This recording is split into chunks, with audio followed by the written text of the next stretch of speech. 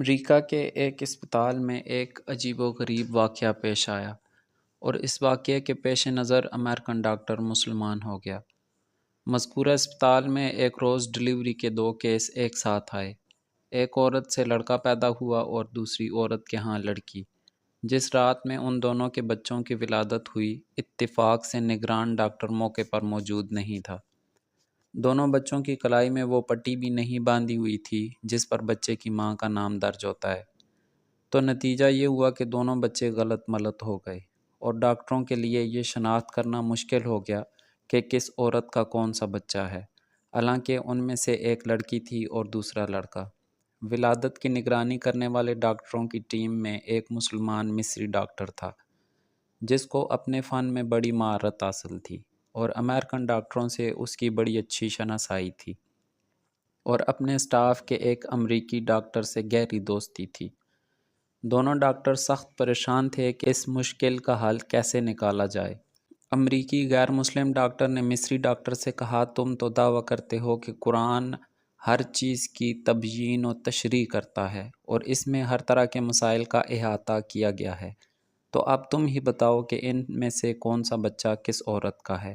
مصری ڈاکٹر نے کہا، ہاں، قرآن حکیم بے شک ہر معاملے میں رہنمائی موجود ہے اور میں آپ کو اسے ثابت کر کے دکھاؤں گا، مگر مجھے ذرا موقع دیجیے کہ میں خود پہلے اس معاملے میں اطمینان حاصل کر لوں۔ چنانچہ مصری ڈاکٹر نے باقاعدہ اس مقصد کے لیے مصر کا سفر کیا اور جامعہ ازہر کے بعض شیوخ سے اس مسئلے میں استفسار کیا اور امریکن ڈاکٹر کے ساتھ کی گئی بات چیت کی رودات بھی پیش کی۔ ازہری عالم نے جواب دیا کہ مجھے طبی معاملات و مسائل میں ادراک حاصل نہیں ہے، البتہ میں قرآن کی ایک آیت پڑھتا ہوں، آپ اس پر غور و فکر کریں، اللہ تعالیٰ نے چاہا تو آپ کو اس مسئلے کا حل اس میں مل جائے گا۔ چنانچہ اس عالم نے درج ذیل آیت پڑھ کر سنائی جس کا ترجمہ یہ ہے، مرد کا حصہ 2 عورتوں کے برابر ہے، سورۃ النساء آیت نمبر 11۔ مصری ڈاکٹر نے اس آیت پر غور و تدبر شروع کر دیا اور گہرائی میں جانے پر اسے اس مشکل کا حل بالآخر مل ہی گیا۔ چنانچہ وہ لوٹ کر امریکہ آیا اور اپنے دوست ڈاکٹر کو اعتماد بھرے لہجے میں بتایا کہ قرآن نے ثابت کر دیا ہے کہ ان دونوں میں سے کون سا بچہ کس ماں کا ہے۔ امریکن ڈاکٹر نے بڑی حیرت سے پوچھا کہ یہ کس طرح ممکن ہے۔ مصری ڈاکٹر نے کہا کہ ہمیں ان دونوں عورتوں کا دودھ ٹیسٹ کرنے کا موقع دیجیے، تو اس معمے کے حل کا موقع دیجیے، معلوم ہو جائے گا۔ چنانچہ تجزیے و تحقیق کے نتیجے میں معلوم ہو گیا کہ کون سا بچہ کس عورت کا ہے، اور مصری ڈاکٹر نے اپنے غیر مسلم دوست ڈاکٹر کو اس نتیجے سے پورے اہتمام کے ساتھ آگاہ کر دیا۔ ڈاکٹر حیران و ششدر تھا کہ آخر یہ کیسے معلوم ہو گیا۔